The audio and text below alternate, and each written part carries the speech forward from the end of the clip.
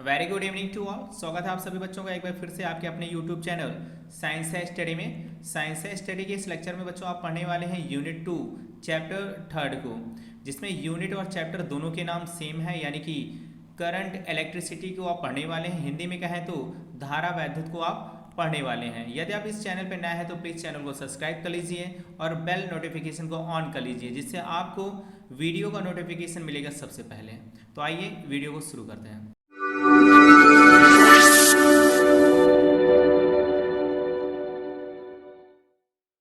तो आज के इस लेक्चर में बच्चों फिर से हम यूनिट 2 को कंटिन्यू करते हुए, यानी कि धारा वैद्युत की जो यूनिट है उसको कंटिन्यू करते हुए चैप्टर 3 को, ठीक है, चैप्टर 3 को कंटिन्यू करेंगे, जिसका नाम है धारा विद्युत। इंग्लिश में कहें तो करंट इलेक्ट्रिसिटी, हिंदी में बोलेंगे तो धारा विद्युत। इसके अकॉर्डिंग जो आपका टॉपिक आने वाला है आज, तो वो है विद्युत सेल। क्या है? विद्युत सेल। तो विद्युत सेल किसे कहते हैं, ध्यान से देखिएगा, विद्युत सेल किसे कहते हैं। तो विद्युत सेल क्या है?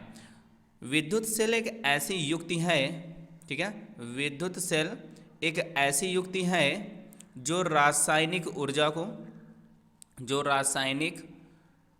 को विद्युत ऊर्जा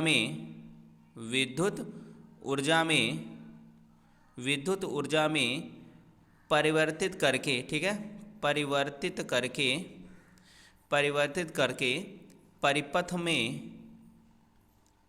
में धारा प्रवाह को बनाए रखता है, ठीक है, धारा प्रवाह को बनाए रखता है। तो क्या कहलाता है? विद्युत सेल कहलाता है। तो विद्युत सेल के बारे में अगर बताना है तो क्या बताएंगे कि विद्युत सेल एक ऐसी युक्ति है, विद्युत सेल एक ऐसी युक्ति है, देखिएगा ध्यान से, विद्युत सेल एक ऐसी युक्ति है जो रासायनिक ऊर्जा को विद्युत ऊर्जा में, ठीक है, विद्युत ऊर्जा में परिवर्तित करके परिपथ में धारा प्रवाह को, ठीक है, धारा प्रवाह को बनाए रखती है, ठीक है, धारा प्रवाह को बनाए रखती है। क्या कहलाता है? विद्युत सेल कहलाता है, ठीक है। तो विद्युत सेल क्या है? विद्युत सेल एक ऐसी युक्ति है जो रासायनिक ऊर्जा को विद्युत ऊर्जा में परिवर्तित करके, ठीक है, रासायनिक ऊर्जा को विद्युत ऊर्जा में परिवर्तित करके परिपथ में धारा प्रवाह को बनाए रखती है, विद्युत सेल कहलाती है। क्लियर है? तो देखते हैं अब अगले टॉपिक। तो अगला टॉपिक है आपके पास, सेल का विद्युत वाहक बल। सेल का विद्युत वाहक बल, ध्यान दीजिएगा, सेल का जो विद्युत वाहक बल होता है इसे हम कैपिटल ई से प्रदर्शित करते हैं। किससे? कैपिटल ई से प्रदर्शित करते हैं। और इसके लिए जो फार्मूला होता है वो होता है कैपिटल ई बराबर डब्ल्यू अपान क्यू। क्या होता है? कैपिटल ई बराबर डब्ल्यू अपान क्यू। यहाँ पे जो क्यू होता है ना, तो इस क्यू को हम लिख सकते हैं, ध्यान से देखिएगा, ये जो विद्युत आवेश होता है, तो विद्युत आवेश को हम लिख सकते हैं एकांक आवेश। क्या मान लें इसको? हम इसको मान लें भैया एकांक आवेश, ठीक है, एकांक आवेश। तो एकांक आवेश को अगर हम पूरे परिपथ में प्रवाहित करेंगे तो सेल द्वारा क्या करना पड़ेगा? कुछ ऊर्जा दी जाएगी, ठीक है, सेल द्वारा कुछ ऊर्जा दी जाएगी। तो जो सेल जितनी भी ऊर्जा देगा उसी को हम क्या बोलेंगे? उसी को बोलेंगे हम विद्युत वाहक बल। क्या बोलेंगे? विद्युत वाहक बल। क्लियर है ना? किसको बोलेंगे विद्युत वाहक बल? मान लीजिए कि अगर हम एकांक आवेश को पूरे परिपथ में प्रवाहित करना है हमें, ठीक है, तो पूरे परिपथ में प्रवाहित करने के लिए सेल द्वारा जो ऊर्जा दी जाएगी उसी ऊर्जा को हम बोलते हैं विद्युत वाहक बल। अगर डेफिनेशन बनानी है, कैसे बताएंगे? ध्यान से देखिए, एकांक आवेश को, ठीक है, एकांक आवेश को पूरे परिपथ में प्रवाहित करने में सेल द्वारा दी गई ऊर्जा को विद्युत वाहक बल कहते हैं। एकांक आवेश को पूरे परिपथ में या संपूर्ण परिपथ में प्रवाहित करने में सेल द्वारा दी गई ऊर्जा को सेल का विद्युत वाहक बल कहते हैं या विद्युत वाहक बल कहते हैं। तो जो विद्युत वाहक बल है किसे बोलेंगे? एकांक आवेश को संपूर्ण परिपथ में प्रवाहित करने में सेल द्वारा दी गई ऊर्जा को विद्युत वाहक बल कहेंगे, ठीक है। तो विद्युत वाहक बल की जो यूनिट होगी, ध्यान से देखिएगा, जो इसकी यूनिट होगी, यूनिट कितनी हो जाएगी?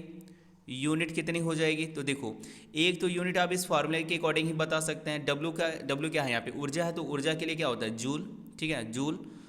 अपान में क्या है? आवेश है, तो आवेश के लिए होता है कूलाम, तो क्या हो जाएगा? जूल प्रति कूलाम। या दूसरा हम बोल सकते हैं हम वोल्ट। क्या बोल सकते हैं? वोल्ट।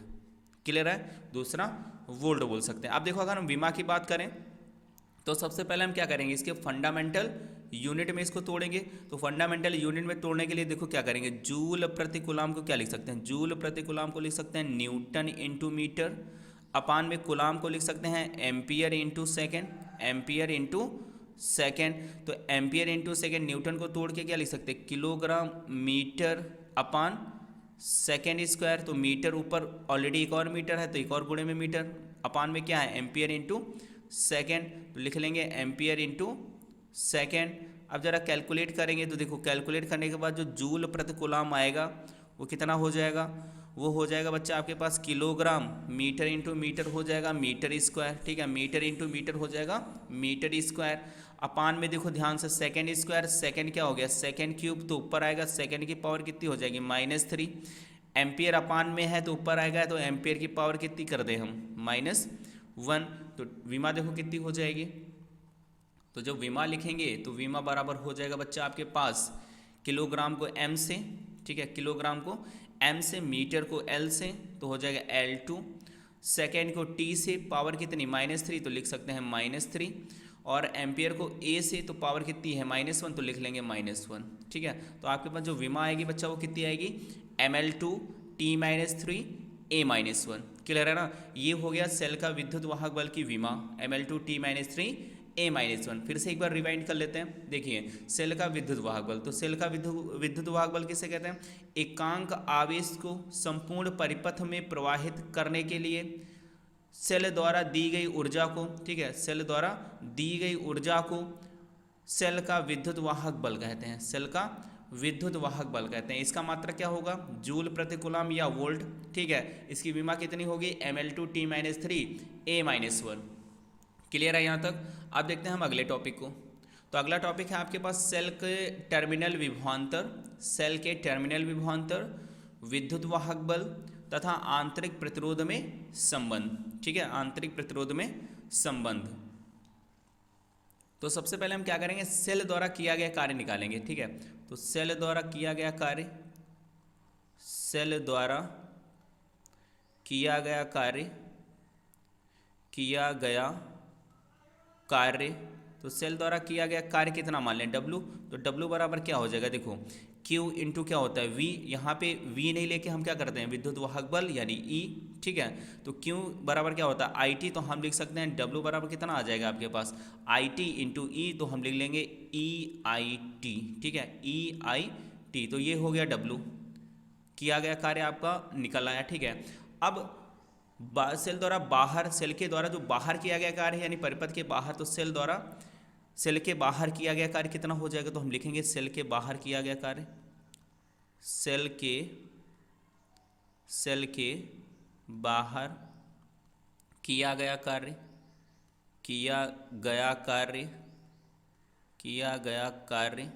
तो देखो बाहर किया गया कार्य है तो इसीलिए W एक्सटर्नल लिखेंगे। क्या लिखेंगे? EXT यानी एक्सटर्नल। तो एक्सटर्नल यानी V। अब यहाँ पे E नहीं, विद्युत वाहक बल नहीं, V लेंगे, तो V इंटू Q की जगह पे क्या हो जाएगा? IT, तो हो जाएगा VIT।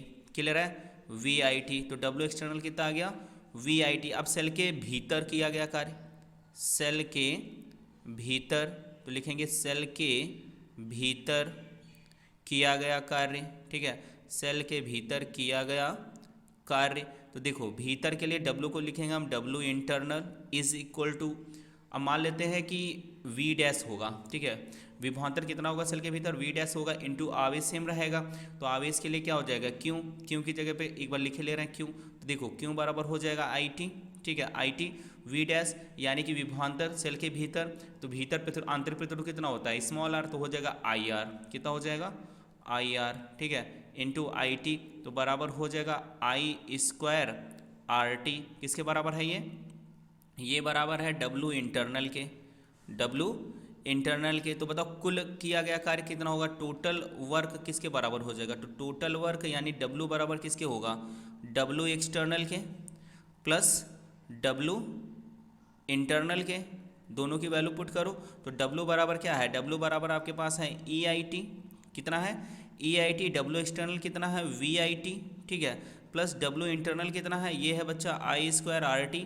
देखो IT दो तीनों जगह है तो क्या हो जाएगा, कॉमन लेके कट पिट हो जाएगा, है ना, कैंसल आउट हो जाएगा। तो देखो OR करके हम क्या लिख सकते हैं, OR करके हम लिख सकते हैं जो E बराबर होगा वो बराबर होगा बच्चा V प्लस IR के, ठीक है, V प्लस IR के होगा, ठीक है। तो इसमें क्या करेंगे हम, V को एक तरफ लेके आएंगे तो हम लिखेंगे V बराबर E एक तरफ है, ठीक है, IR को दूसरी तरफ लेके जाएंगे तो माइनस का क्या हो जाएगा IR, माइनस का क्या हो जाएगा IR। तो ये रिलेशन हो गया किस में, ये रिलेशन किस में है बच्चा, ये रिलेशन है आपके सेल के टर्मिनल विभवांतर, सेल के टर्मिनल विभवांतर विद्युत वाहक बल तथा आंतरिक प्रतिरोध में, ठीक है। तो ये जो आपका रिलेशन आया है ये रिलेशन किस में, सेल के टर्मिनल विभवांतर विद्युत वाहक बल तथा आंतरिक प्रतिरोध में संबंध है। तो इस कंडीशन में सेल द्वारा दी गई ऊर्जा है ये, ठीक है, इसमें सेल द्वारा ऊर्जा दी जाएगी। तो जब ऊर्जा दी जाएगी तो इसका मतलब क्या है, जब ऊर्जा दी जाएगी इसका मतलब ये हुआ कि जो सेल है वो क्या हो रहा है, जो सेल होगा वो क्या हो रहा है, डिस्चार्ज हो रहा है, क्या हो रहा है, डिस्चार्ज हो रहा है यानी निरावेशित हो रहा है। और आवेशन की स्थिति में यानी चार्जिंग की स्थिति में, ठीक है, तो चार्जिंग की स्थिति में इक्वेशन क्या बनेगी, चार्जिंग की स्थिति में, ठीक है, चार्जिंग की स्थिति में, तो चार्जिंग की स्थिति में क्या आपके पास इक्वेशन आने वाली है, देखो जहाँ पे आपके फार्मूला है V बराबर E माइनस का IR, तो यहाँ पे क्या हो जाएगा प्लस, तो चार्जिंग स्थिति में क्या होगा V बराबर E प्लस IR, क्लियर है। ये किस में, ये होता है चार्जिंग की स्थिति में, ये किस में है, डिस्चार्जिंग की स्थिति में, क्लियर है। तो अगले टॉपिक को देखते हैं। तो अगला टॉपिक है आपके पास सेलों का संयोजन, क्या है, सेलों का संयोजन। तो सेलों के संयोजन यानी सेलों को कितनी प्रकार से जोड़ सकते हैं उसके बारे में हम जानेंगे। तो सबसे पहले हम बात करेंगे श्रेणी क्रम संयोजन के बारे में, ठीक है, श्रेणी क्रम संयोजन के बारे में बात करेंगे। तो ध्यान दीजिएगा, मान लीजिए कि आपके पास क्या है कि N सेल हैं, ठीक है, और N सेलों को हम क्या कर रहे हैं, N सेलों को क्या कर रहे हैं हम श्रेणी क्रम में जोड़ रहे हैं, कुछ इस तरह से डॉट डॉट डॉट डॉट करते रहेंगे, है ना, N तक जोड़ देंगे, ठीक है, N तक जोड़ देंगे, इस तरह से एक परिपथ बना देंगे, है ना, एक परिपथ बना देंगे हम। अब जब जोड़ेंगे तो देखो मान लेते हैं ये टर्मिनल A है, टर्मिनल ये B हो जाएगा, तो सभी का प्रत्येक जो सेल होगा सभी का विद्युत वाहक बल कितना होगा, E होगा, ठीक है, इसका भी E हो जाएगा, इसका भी E, लास्ट वाला होगा उसका भी E होगा। सेल कितने जोड़े हैं, मान लो N सेल जोड़े हैं, और प्रत्येक सेल का जो आंतरिक प्रतिरोध है, प्रत्येक सेल का जो आंतरिक प्रतिरोध है वो कितना है, स्मॉल r है। तो ध्यान दीजिए परिपथ में कुल विद्युत वाहक बल कितना होगा, कुल विद्युत वाहक बल, कुल विद्युत वाहक बल, तो कुल विद्युत वाहक बल की बात करें तो ध्यान दीजिएगा सभी का E है, N सेल जुड़े हैं तो N से अगर श्रेणी क्रम में जुड़े हैं तो मल्टीप्लाई N से कर दो तो क्या हो जाएगा NE, तो कुल विद्युत वाहक बल कितना हो गया NE हो गया। अब ध्यान दो अगर जो सेल का आंतरिक प्रतिरोध है तो सेल का N सेलों का कुल आंतरिक प्रतिरोध कितना होगा, तो N सेलों का कुल आंतरिक प्रतिरोध, कुल आंतरिक प्रतिरोध, कुल आंतरिक प्रतिरोध, तो कुल आंतरिक प्रतिरोध की बात करें ध्यान दीजिएगा N टाइम जोड़ेंगे R प्लस R N तक जोड़ेंगे तो क्या करेंगे हम सीधा सीधा N से मल्टीप्लाई तो हो जाएगा NR, सीधा सीधा क्या हो जाएगा NR हो जाएगा। तो परिपथ का कुल प्रतिरोध कितना, अगर परिपथ का बाह्य प्रतिरोध क्या मान लें हम R मान लें तो परिपथ का कुल प्रतिरोध कितना होगा, परिपथ का कुल प्रतिरोध, कुल प्रतिरोध, तो परिपथ का कुल प्रतिरोध क्या हो जाएगा, एक तो NR आंतरिक प्रतिरोध सेलों का प्लस बाह्य प्रतिरोध R, तो कुल प्रतिरोध क्या हो गया NR प्लस R। तो परिपथ में प्रवाहित कुल धारा, ठीक है, परिपथ में प्रवाहित कुल धारा की बात करें हम तो कुल धारा किसके बराबर हो जाएगी, कुल धारा I बराबर क्या हो जाएगा विद्युत वाहक बल, ठीक है, विद्युत वाहक बल या विभवांतर एक ही बात है। तो यहाँ पे हम क्या लिखेंगे विद्युत वाहक बल बटे में कुल प्रतिरोध, तो प्रतिरोध कितना है आपके पास NR प्लस आर। ठीक है, तो आपके पास फॉर्मूला क्या आएगा, आई बराबर आएगा NE/NR प्लस आर। ठीक है, इक्वेशन फर्स्ट मान लेते हैं इसको। ठीक है, इक्वेशन फर्स्ट। ध्यान दीजिएगा, थोड़ा समझने की कोशिश करिएगा कि सेलों को हम किस क्रम में जोड़ेंगे तो सबसे बेहतर रहेगा, कब लाभ उठा पाएंगे, कब हानि होगी आपको। ठीक है, तो पहली स्थिति की हम बात करते हैं। पहली स्थिति की मान लीजिए कि जो NR है वो क्या है, जो आंतरिक प्रतिरोध होगा सेलों का, कुल आंतरिक प्रतिरोध वो बहुत ही कम हो बाह्य प्रतिरोध की तुलना में, तब ठीक है, तब ध्यान दो कि जो धारा होगी आई बराबर क्या होगा, ऊपर Na, नीचे से NR तो हट जाएगा, क्या बचेगा, केवल R। तो यानी कि इस सिचुएशन में जो परिपथ से प्राप्त धारा होगी वो अधिकतम धारा होगी। यानी हम इस क्रम में यानी श्रेणी क्रम में जोड़ें तो हमें फ़ायदा मिलेगा।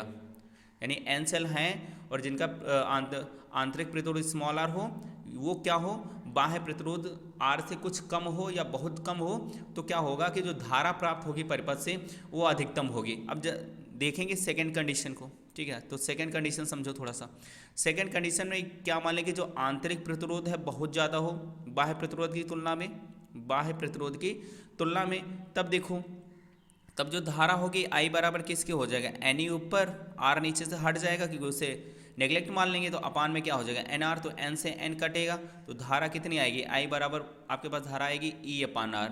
तो यहाँ पे थोड़ा सा ध्यान से ये देखिए कि जो धारा प्राप्त हो रही है एक सेल के बराबर धारा आ रही है। कितने सेल के बराबर है, ये जो धारा आ रही है ये एक सेल के बराबर है। इसका मतलब ये हुआ कि अगर हम जिन सेलों का जो आंतरिक प्रतिरोध होता है वो क्या हो, बाह्य प्रतिरोध की तुलना में ज़्यादा हो रहा हो, तो हम उन्हें अगर श्रेणी क्रम में जोड़ेंगे तो हमें जोड़ने से कोई प्रॉफिट नहीं मिलेगा। ठीक है, कोई प्रॉफिट नहीं मिलने वाला है। क्लियर है ना। तो अब हम देखने वाले हैं समांतर क्रम संयोजन को। ठीक है, किसको देखने वाले हैं, अब हम बात करेंगे सेलों के समांतर क्रम संयोजन को। तो जो सेल अगर है वो समांतर क्रम में जुड़े हैं तब क्या होगा, ध्यान दीजिएगा। मान लीजिएगा एक टर्मिनल होगा A और B, है ना, इसमें क्या करेंगे हम N सेलों को जोड़ देंगे। ठीक है, कुछ इस तरह से N सेलों को क्या करेंगे हम जोड़ देंगे। तो समांतर क्रम संयोजन में किस तरह से जोड़ते हैं, ध्यान से देखिएगा। N सेलों को जब हम जोड़ेंगे उसके बाद में इसी तरह से जोड़ते रहेंगे, है ना, इसी तरह से चलते रहेंगे, इस तरह से हम समांतर क्रम में जोड़ देंगे। यहाँ पे क्या होंगे, कुछ बीच में डॉट लाइंस दिखा देंगे। क्यों, क्योंकि हम N सेलों को जोड़ रहे हैं। कितने सेलों को जोड़ रहे हैं हम, N सेलों को जोड़ रहे हैं। तो N सेलों को जब जोड़ेंगे तो यहाँ से हम एक टर्मिनल बना लेंगे। प्रत्येक जो सेल का होगा विद्युत वाहक बल वो कितना होगा, E होगा, है ना। प्रत्येक सेल का जो विद्युत वाहक बल कितना होगा, E होगा, और जो इनका आंतरिक प्रतिरोध होगा वो कितना होगा, R होगा। ठीक है, ये मान के चलते हैं। और इस परिपथ को क्या करते हैं, बाह्य प्रतिरोध बाह्य स्रोत से जोड़ देंगे या बाह्य बैटरी से जोड़ेंगे। तो ध्यान देना, तब क्या होगा कि बाह्य प्रतिरोध क्या हो जाएगा, R हो जाएगा। परिपथ का बाह्य प्रतिरोध R हो जाएगा। ये टर्मिनल क्या मान लेते हैं, ये टर्मिनल A है और दूसरा क्या है मान लेते हैं B है। तो परिपथ का जो कुल विद्युत वाहक बल होगा, परिपथ का कुल विद्युत वाहक बल, कुल विद्युत वाहक बल, कुल विद्युत वाहक बल बराबर, जैसे हम प्रतिरोधों में विभवांतर को क्या करते थे, समांतर क्रम संयोजन में प्रतिरोधों के जो विभवांतर होता था इक्वल मानते हैं सभी खंडों में। ठीक है, तो यहाँ भी क्या होगा, सभी खंडों में इक्वल होगा, तो इसलिए समांतर क्रम में जुड़ा है तो विद्युत वाहक बल कितना हो जाएगा, E हो जाएगा। तो अब प्रतिरोध, आंतरिक प्रतिरोध की बात करते हैं, तो आंतरिक प्रतिरोध बराबर कुल आंतरिक प्रतिरोध की बात कर रहे हैं, तो कुल आंतरिक प्रतिरोध किसके बराबर होगा। ध्यान दीजिएगा, मान लेते हैं इधर हम लिखे दे रहे हैं, जैसे माना कि हमारे पास 1/R1 है आंतरिक प्रतिरोध, N सेल जोड़े हैं, तो 1/R करके इस तरह से हम कितनी बार जोड़ेंगे, N टाइम जोड़ेंगे ना, N टाइम जोड़ेंगे।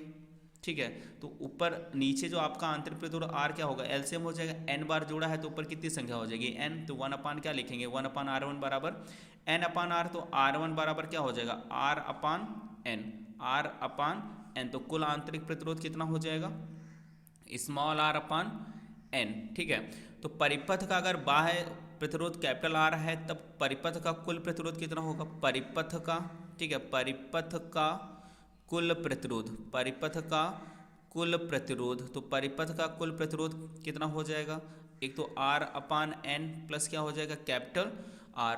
ठीक है, तो परिपथ में प्रवाहित धारा, तो प्रवाहित धारा कितनी होगी, तो प्रवाहित धारा की अगर हम बात करें तो प्रवाहित धारा I बराबर फार्मूला हो जाएगा विद्युत वाहक बल यानी E अपान में कुल प्रतिरोध यानी R अपान N प्लस का कैपिटल R।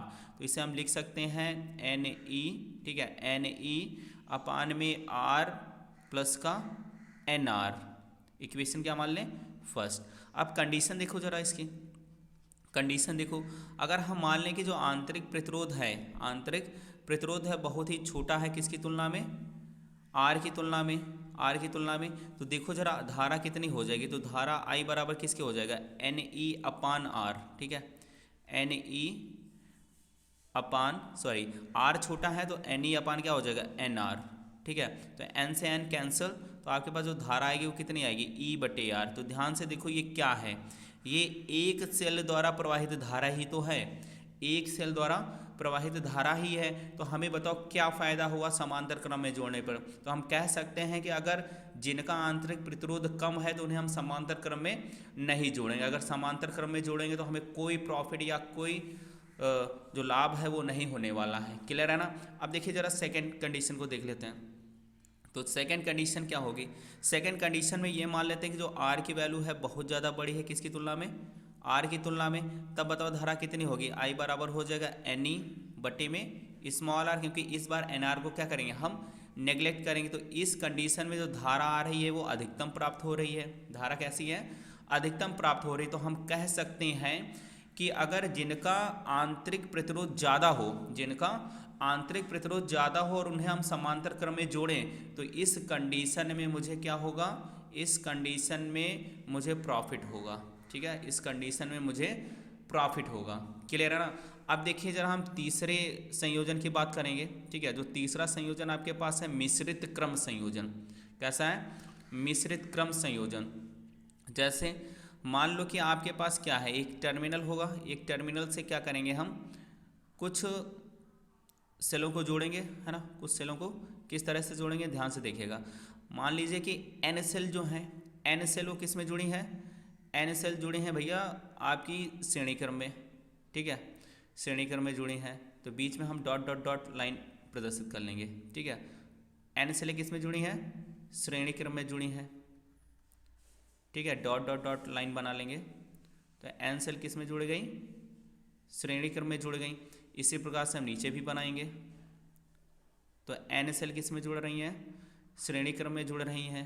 और जो आपकी मान लेते हैं इसी प्रकार की जो पंक्तियां हैं यानी रो हैं, तो उन्हें हम किस में जोड़ रहे हैं, उन्हें हम जोड़ रहे हैं समांतर क्रम में। जो इस प्रकार की कुछ पंक्तियां हैं उन्हें हम किस में जोड़ रहे हैं, समांतर क्रम में जोड़ रहे हैं। डॉट डॉट डॉट लाइन इसलिए बना रहे हैं क्योंकि एम पंक्तियां हैं, हम पूरी तो दर्शा नहीं सकते हैं ना। और इस जो टर्मिनल होंगे, इन टर्मिनलों का संबंध क्या करेंगे, बाह्य प्रतिरोध आर के द्वारा, ठीक है, बाह्य प्रतिरोध आर के द्वारा कर देंगे, किसी बाह्य प्रतिरोध से कर देंगे, ठीक है। तो बाह्य प्रतिरोध से हमने कर दिया। अब देखना ध्यान से, यहाँ पे क्या है, एन सेल किस में है, ये श्रेणी क्रम में है, श्रेणी क्रम में है या सीरीज में है। और एम पंक्तियाँ जो हैं वो किस में है, पैरेलल में है, पैरेलल में है। और प्रत्येक जो सेल है उसका विद्युत वाहक बल कितना है, ई है, और जो आंतरिक प्रतिरोध है वो कितना है, आर है। तो ध्यान दीजिएगा। तो इस प्रकार हम देखेंगे जो परिपथ का कुल विद्युत वाहक बल होगा वो कितना होगा। तो लिखेंगे परिपथ का कुल विद्युत वाहक बल, परिपथ का कुल विद्युत वाहक बल, विद्युत वाहक बल। तो परिपथ का कुल विद्युत वाहक बल, ध्यान दीजिएगा, जब श्रेणी क्रम में होंगे तो n से मल्टीप्लाई n में, क्योंकि n श्रेणी क्रम में जो सेल हैं n श्रेणी क्रम में लगे हैं, m समांतर क्रम में लगे हैं, तो n श्रेणी क्रम में लगे हैं तो n ही हो जाएगा, ठीक है, n ही हो जाएगा। अब जो n ही विद्युत वाहक बल होगा वो समांतर क्रम में क्या होगा, सब जगह सेम रहेगा। तो कुल विद्युत वाहक बल कितना हो गया आपके पास, कुल विद्युत वाहक बल हो गया n ही, ठीक है।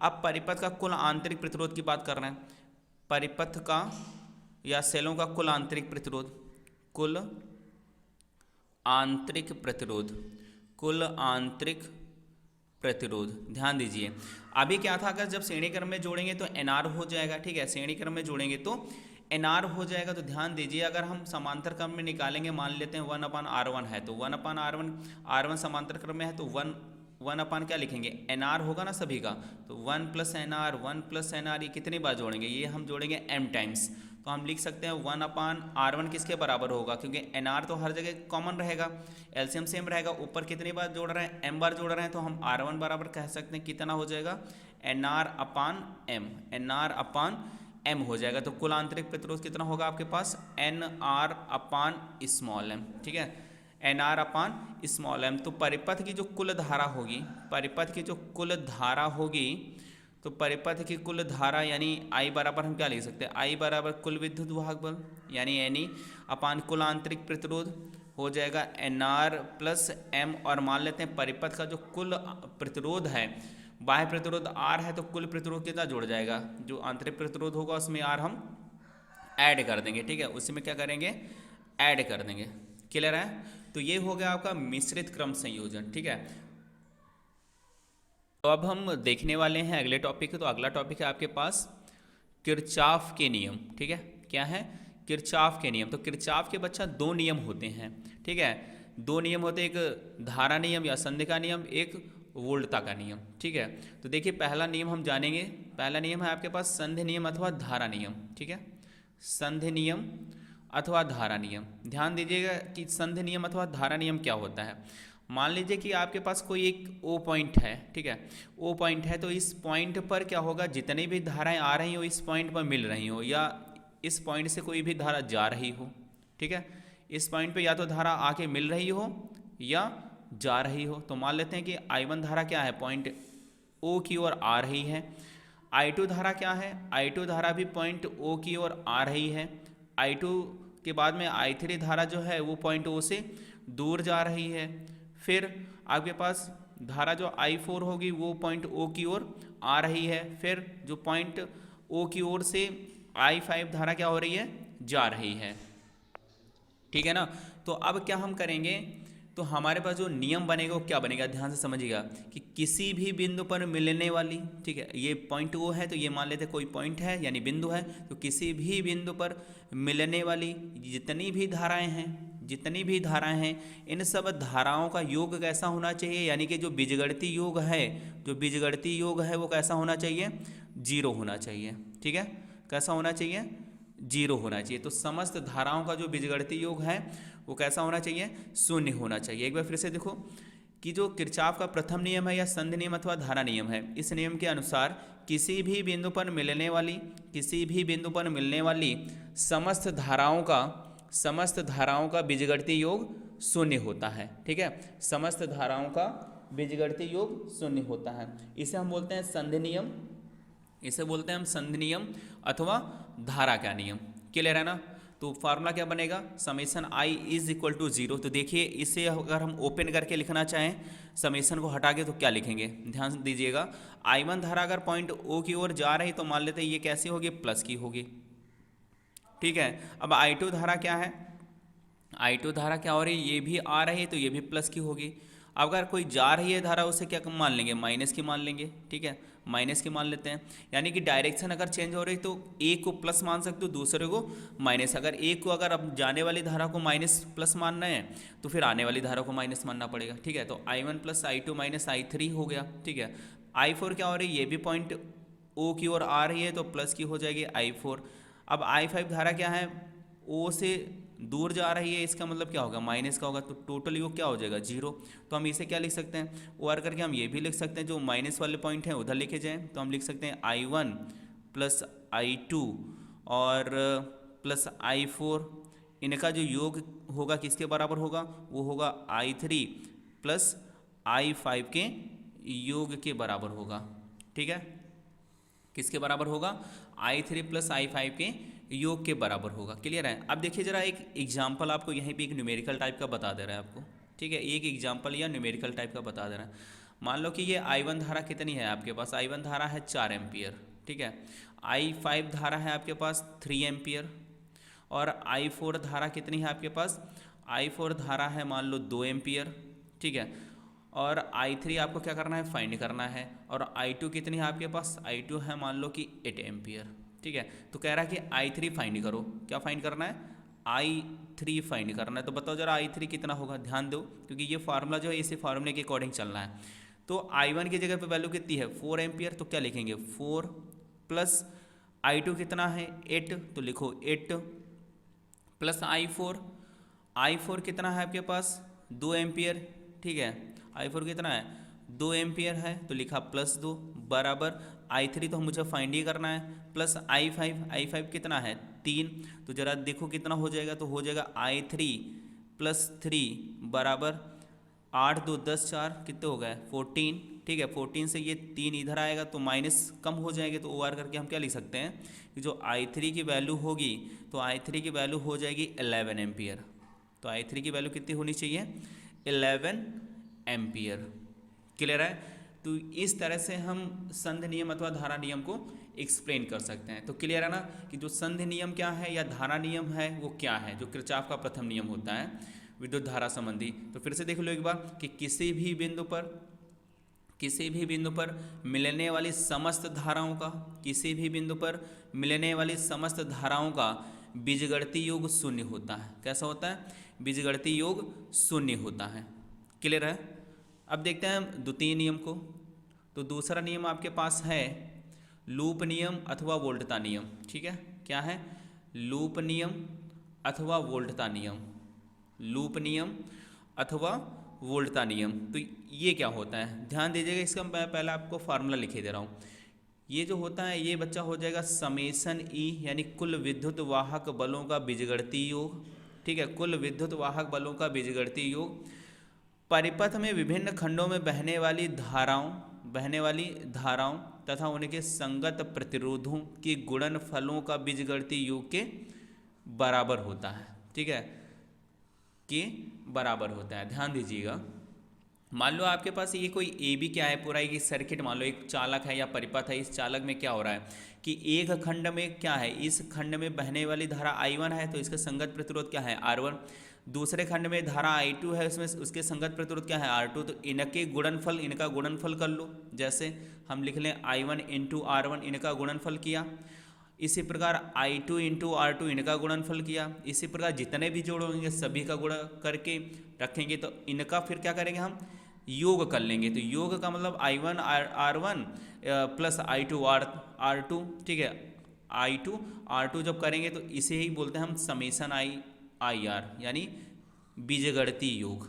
ठीक है, फिर उन खंडों में लगे जितने भी विद्युत वाहक बल होंगे, मान लो यहाँ पे E1 है, यहाँ पे E2 है, तो इनका बीजगणितीय योग के बराबर होगा, इनके बीजगणितीय योग के बराबर होगा। तो हम जो डेफिनेशन बताएंगे तो डेफिनेशन क्या हो जाएगी, ध्यान दीजिए, डेफिनेशन क्या हो जाएगी कि विभिन्न खंडों में बहने वाली धाराएं, ठीक है, किसी बंद पास के भीतर किसी भी खंड में बहने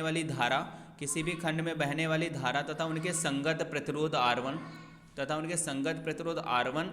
के गुणनफल, फिर इसी प्रकार जितने भी होंगे के गुणनफलों का बीजगणितीय योग। ठीक है, के गुणनफलों का बीजगणितीय योग। उन खंडों में लगे विद्युत वाहक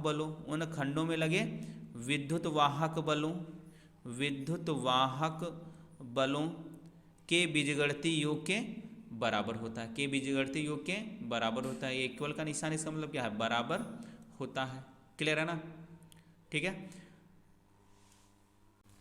तो आज का लेक्चर बच्चों यहीं तक। ये लेक्चर कैसा रहा कमेंट सेक्शन में जरूर बताइएगा, जिससे मैं मोटिवेट हो सकूं और अगला वीडियो आपके लिए अपलोड कर सकूं। तो मिलेंगे एक नेक्स्ट लेक्चर में नए टॉपिक के साथ में, तब तक के लिए जय हिंद, जय भारत।